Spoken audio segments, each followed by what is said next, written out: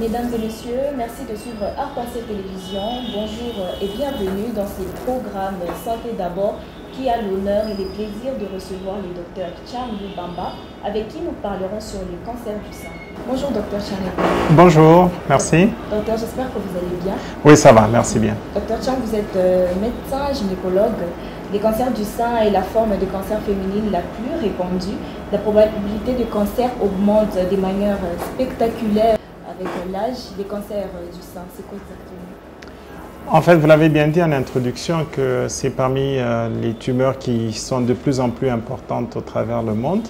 Quand on voit en Occident, par exemple, en Europe ou aux États-Unis, c'est le premier cancer de la femme. Ici, chez nous, en Afrique, évidemment, il vient en seconde position après le cancer du col. Alors, c'est quoi exactement un cancer du sein? C'est simplement la présence au niveau du sein des cellules qui sont anormales. Et ces cellules-là anormales vont se développer de façon anarchique. C'est ça la grande caractéristique des cancers, de tous les cancers. C'est un développement, une multiplication anarchique des cellules. Et ces cellules-là, se développant de façon anarchique, vont créer une masse, une tumeur. C'est ça, c'est même ça qu'on appelle le cancer. Donc en plus simple, c'est comme ça qu'on décrirait plus ou moins un cancer. Et là, c'est le cancer du sein dont on parle. Quels sont les facteurs et les causes liées à cette maladie? Parvient-elle d'un antécédent génétique? Évidemment, il faut dire que les cancers du sein sont de plusieurs natures. Il y en a plusieurs. Il n'y a pas un seul type de cancer du sein. Et selon les types, on a des origines différentes. Alors, de façon tout à fait simple pour ceux qui nous suivent, on a deux origines probables. Il y a la première, c'est une prédisposition génétique. C'est ainsi que vous verrez que lorsqu'on a une tumeur dans un sein, lorsqu'un patient ou une patiente se présente à l'hôpital, on lui pose des questions si dans la famille il y a eu la même chose. C'est puisqu'il y a un soubassement génétique. Donc, c'est d'abord transmis génétiquement.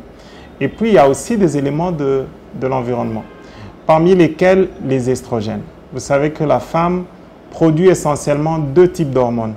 D'une part, les estrogènes, d'autre part, la progestérone, essentiellement. Et le cancer du sein, il y a certains types de cancers qui sont essentiellement hormonodépendants, donc dont la croissance et le développement dépend de l'action des hormones, auquel cas ce sont les estrogènes. Donc vous verrez que pour les types tout à fait génétiques purs, le traitement est assez difficile. Mais ceux qui sont hormonodépendants, on sait quand même freiner l'évolution en donnant des molécules qui vont justement bloquer l'action des estrogènes sur ces cellules-là tumorales. Vous avez dit qu'il y a aussi le facteur environnemental. Oui. Le facteur environnemental a quel impact sur les cancers? Oui, les facteurs environnementaux sont de plus en plus reconnus comme étant des éléments qui perturbent l'équilibre hormonal. Actuellement, avec le développement de l'agriculture industrielle, il y a l'usage excessif des pesticides et d'autres éléments qui perturbent, en fait, qui permettent aux agriculteurs d'avoir une bonne productivité et ainsi de suite. Mais sur le plan hormonal, toutes ces substances-là qui sont utilisées ont un impact sur la production hormonale. Donc, elles vont transformer ou potentialiser encore plus la production d'hormones, surtout les estrogènes. Et ainsi, ces femmes-là qui produiront beaucoup d'estrogènes vont être prédisposées à développer des tumeurs au niveau du sein, puisque le sein est parmi les organes qui sont très sensibles aux variations hormonales. Voilà. Et voilà, docteur, il y a au moins une tranche d'âge qui est la plus exposée à cette maladie. Oui, généralement, ça dépend du type. Ça dépend du type de cancer. Mais de façon générale, le cancer survient au-delà de 35-40 ans. Et l'âge de prédilection, c'est au-delà de 50 ans. C'est surtout au-delà de 50 ans qu'on a plus de cancers du sein. Mais vous savez qu'actuellement, comme on l'a dit tantôt, avec l'impact de l'environnement, on commence à retrouver des tumeurs ou des cancers qu'on avait à des âges très avancés, qu'on commence à retrouver même chez des jeunes patientes. Et on comprend qu'il y a sûrement un impact de l'environnement, de l'alimentation, de certains médicaments qu'on consomme qui peuvent faire qu'on commence à trouver des cancers qu'on n'avait pas à des âges jeunes, mais qu'on retrouve de plus en plus chez des jeunes personnes. Voilà. Tu sais qu'il y en a tout de même, on a fait un constat et on s'est rendu compte qu'à Lubumbashi, ce sont les jeunes qui sont plus exposés à cette maladie que des vieilles personnes. Et quand je parle de vieilles personnes, des personnes qui sont avancées en âge, qui sont plus âgées. Et voilà, pour parler du cancer, on doit aussi faire allusion aussi au dépistage. Et le dépistage du cancer, comment se déroule? En fait, le cancer du sein est parmi les cancers qui évoluent d'abord très bien lorsqu'on les découvre très tôt, puisqu'on a plus de 85% de guérison lorsque la tumeur est découverte à temps. Alors, les moyens le plus simple de dépister, c'est d'abord l'autopalpation. Donc, c'est-à-dire que on recommanderait aux femmes de s'auto-palper elles-mêmes le sein. On l'a dit tantôt dans la définition que c'est ce développement-là ou cette multiplication anarchique des cellules va conduire à la formation d'une masse. C'est cette masse qui est la tumeur. Donc, si les femmes prennent la peine de s'auto-palper les seins, elles peuvent très précocement découvrir la présence d'une masse anormale dans le sein. Et justement, le moment propice pour faire cette autopalpation, c'est généralement autour des règles. Pourquoi autour des règles? Puisqu'à ce moment-là, on a de nouveau une poussée, de façon tout à fait naturelle, une poussée de la sécrétion des estrogènes. Nous avons dit que ces tumeurs sont sensibles aux estrogènes. Dès que les estrogènes commencent à être produites encore de façon un peu plus importante qu'en fin de cycle, c'est à ce moment-là qu'elles peuvent se palper et découvrir très facilement des petites tumeurs qui passeraient inaperçues. Alors, dès que les patientes font de l'autopalpation et qu'elles constatent qu'il y a une tumeur ou une petite masse anormale, elles vont à l'hôpital. À l'hôpital, on a deux moyens. Le premier, c'est de faire une échographie pour voir si effectivement il y a une masse dans le sein.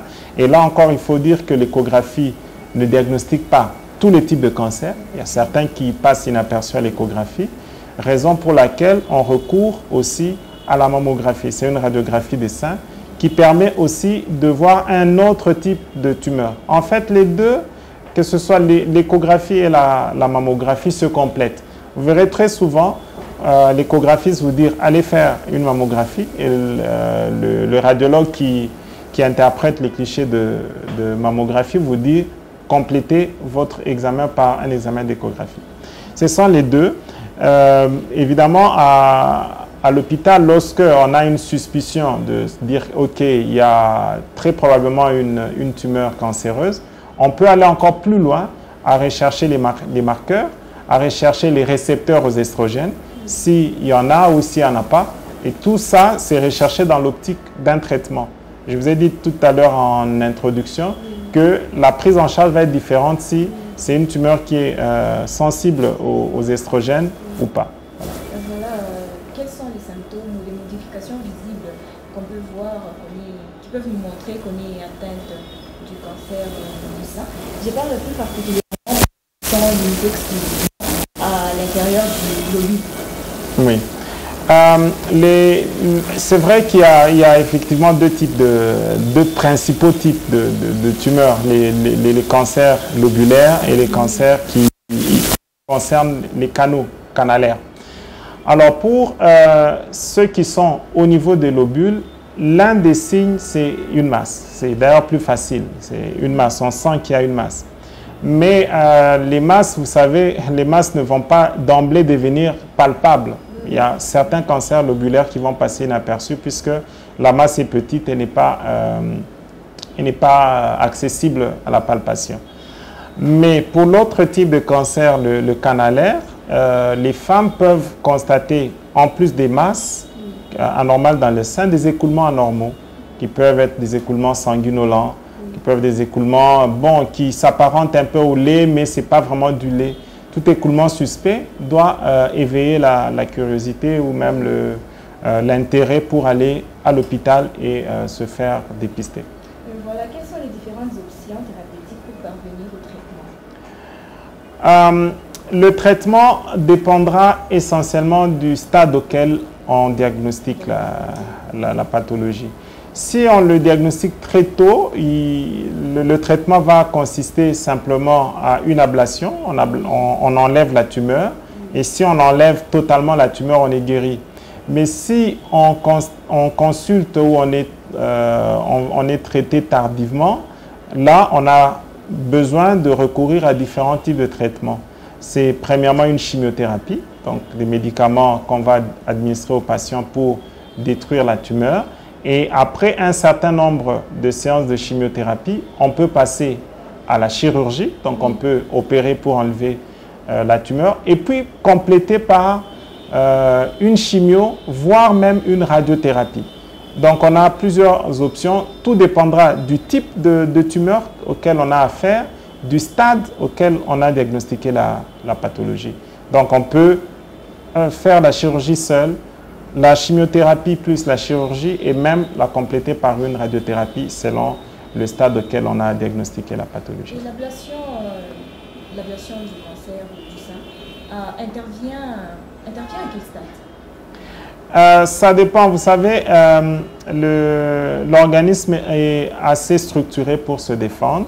Oui. Nous avons un système lymphatique qui permet de limiter l'évolution de certaines tumeurs. Alors, il arrive parfois que ce système-là puisse être dépassé. C'est ainsi que nous avons, médicalement, nous parlons de deux types de cancers. Un cancer qui est non invasif, un cancer invasif. Quand on est encore au stade non invasif, on peut se limiter, comme j'ai dit, à soit la chirurgie seule, mais lorsqu'on est déjà à un stade où on se dit que ce cancer est devenu invasif, on est obligé d'utiliser les grands moyens. Les grands moyens, c'est non seulement l'ablation de la tumeur, on peut même aller jusqu'à enlever le sein et à le compléter par un curage des ganglions, enlever les ganglions qui peuvent avoir en leur sein des cellules tumorales et compléter maintenant par une radiothérapie pour irradier le reste de l'organisme qui peut avoir déjà eu quelques métastases qui se sont disséminées. Quelle est la sensation ou la complication inhabituelle qui peut provoquer la masse à l'endroit où elle est située? Bon, en fait, la première grosse complication, et c'est même celle qui est redoutable avec le cancer du sein, c'est la douleur. Oui. C'est une tumeur qui fait excessivement mal. Et le sein, c'est un organe qui est très sensible, les femmes le savent. Donc, une des grosses complications sur le plan fonctionnel, c'est la douleur. Mais vous l'avez compris que tout dépendra du stade. Si c'est déjà une tumeur qui a envoyé des métastases, les métastases peuvent aller au niveau des poumons et créer des problèmes respiratoires, qui peuvent aussi aller au niveau des os. Donc, en fait, tout dépendra du stade auquel la tumeur est en train d'évoluer et les signes vont dépendre justement de ce stade-là. Voilà, docteur, il y a l'utilisation de crèmes pour affermir ou pour grossir les seins. Est-ce que ça fait aussi partie des facteurs qui accroissent les cancers? Oui, c'est des facteurs de risque. On l'a dit tantôt, toutes ces crèmes-là, pour rendre le sein tonique, le rendre un peu gros et puis attirant, toutes ces crèmes sont souvent à base d'estrogène. Et on a dit que le sein est un organe qui est très sensible aux estrogènes et qu'à force de s'appliquer des lotions ou des crèmes à base d'estrogène, on s'expose quelque part. Quelles sont les mesures prises pour réduire le risque de récidive, d'aggravation d'un cancer pour la personne qui est déjà atteinte? En fait, les mesures, c'est un contrôle. C'est-à-dire que, comme on l'a dit tantôt, si c'est une tumeur qui est sensible aux estrogènes, après qu'on ait fait l'ablation de la masse, qu'on ait fait la radiothérapie, c'est des patients qui vont rester à vie sous un traitement qui bloque les récepteurs aux estrogènes pour que les estrogènes n'aient plus un site d'action sur ce sein-là. Mais dans tous les cas, les patientes doivent suivre un contrôle. Il y a certains qui ont des contrôles annuels où on va refaire une échographie, on va faire des radios pour être sûr que la tumeur n'est pas en train d'évoluer et qu'elle est vraiment circonscrite et cernée. Et voilà, docteur, pour chuter, quel conseil donneriez-vous à toutes les femmes qui vous suivent pour lutter contre les cancers? Bon, ça dépend. Si la cause est génétique, il n'y a rien à faire. Il n'y a rien à faire. On n'a pas encore un traitement génétique pour arrêter ce développement. Mais on dira, comme toujours en médecine, il vaut mieux prévenir que guérir. Donc, nous recommandons à toutes ces femmes de commencer d'abord par de l'autopalpation. C'est très simple de se palper soi-même les seins et dès que vous constatez qu'il y a quelque chose d'anormal, vous allez vite à l'hôpital. Ou si vous constatez que vous avez un écoulement mammaire, un écoulement au niveau des seins qui est inhabituel, il faut aller à l'hôpital. Ça peut être le signe d'alerte, le signe d'appel du début d'une pathologie tumorale au niveau du sein. Merci docteur d'avoir répondu à notre invitation. Je vous en prie. Mesdames, Messieurs, vous étiez nombreux à nous suivre sur vos écrans. La thématique du jour était les cancers du sein avec le docteur Cham Lubamba qui s'est étendu sur cette question. Merci de nous avoir suivis. À très bientôt.